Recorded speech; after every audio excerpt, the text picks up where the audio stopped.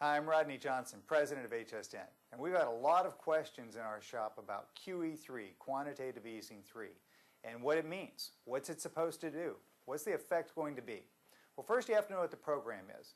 Ben Bernanke, the chairman of the Federal Reserve, came out and said that they're going to print $40 billion a month in new money, and yes, I know they don't really print, it's actually an electronic transfer, and they're going to use that money to buy agency-backed mortgage securities.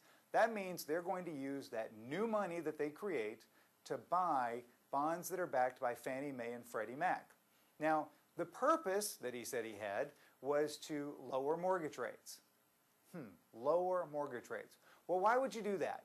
Well, if you lower mortgage rates, then potentially people will be more inclined to buy homes. Rates are lower. People can afford to buy more home when they do buy. And if they're buying more homes, then more homes will be built. You'll put more people back to work building homes. You'll get back that middle income sector that you've been losing in people who are involved in construction and home flooring and all the things that go along with it. But does it make sense? I mean, ask yourself, how many people do you know, how many people have you met that said, you know, I'm waiting to buy a home, I'd like to buy a home, I'm qualified to buy a home, but I think interest rates at 3.7% are just too darn high. How many people say that? That is idiotic. Interest rates, certainly rates on mortgages, are not too high. And moving them from 3.7 to 3.5 or 3.4 isn't going to make any difference. That's not what's holding back home buying.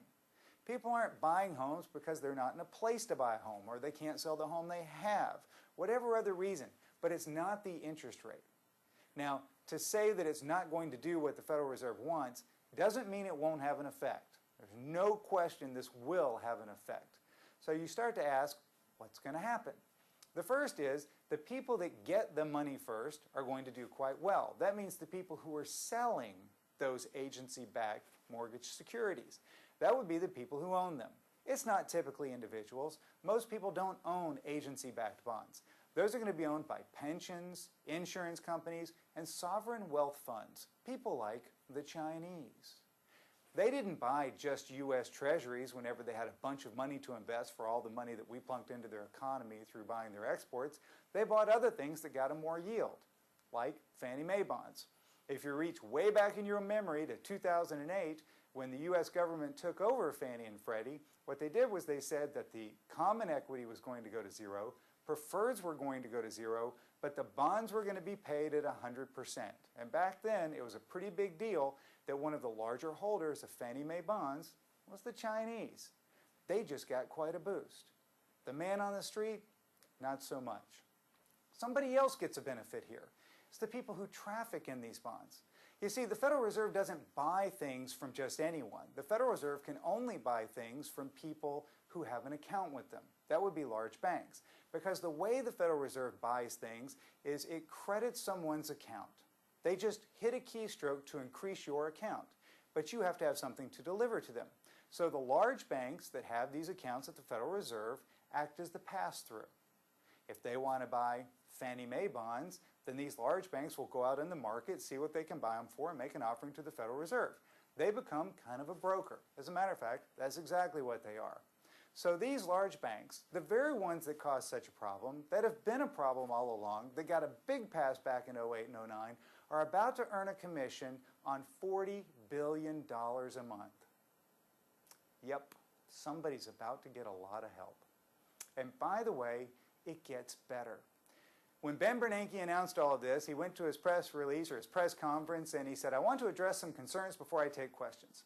One of the concerns was that this was going to increase the federal deficit. He said, no, it's actually the opposite. You see, whenever the Federal Reserve has excess cash, it has to send it to the U.S. Treasury. So if we have a lot of extra excess cash, we actually send a lot of extra money to the United States government for free. So that actually lowers the debt. It lowers the deficit.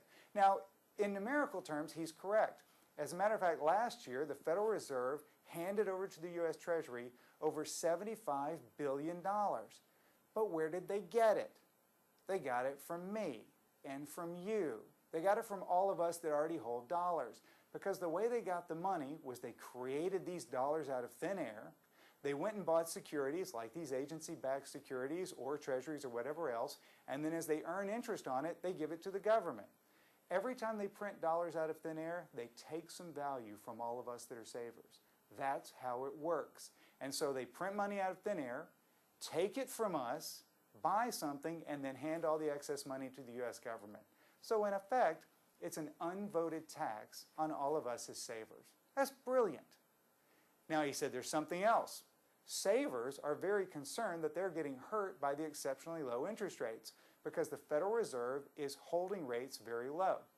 They set the short-term interest rates, which are near zero. Anybody with a CD of 1 year or less, anybody with a savings account, knows that you're not getting any interest whatsoever. And he said they're going to hold these rates low until 2015. 3 more years. 3 more years of earning nothing on your short-term interest-bearing accounts. And then they're using some of their money to buy longer dated treasuries to push down those rates even further.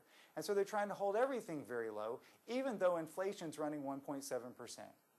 And what did he say about this concern that savers are being hurt? Well, yes, they are, as a matter of fact.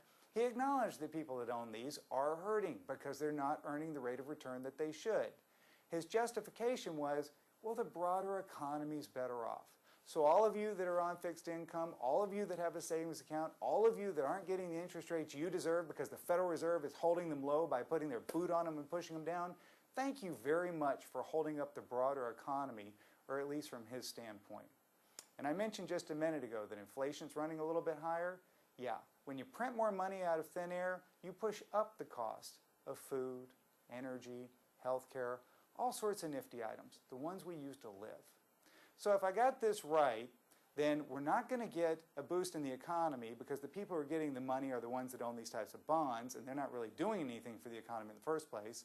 Mortgage rates going a little bit lower aren't going to help anyone because they were already low, but we are going to have exceptionally low rates so that we're not earning much of anything. We do give more money in commissions to the banks along the way for as far as the eye can see, and yes, we get inflation. So in terms of QE3, welcome to the future. It doesn't look like it's going to be any fun.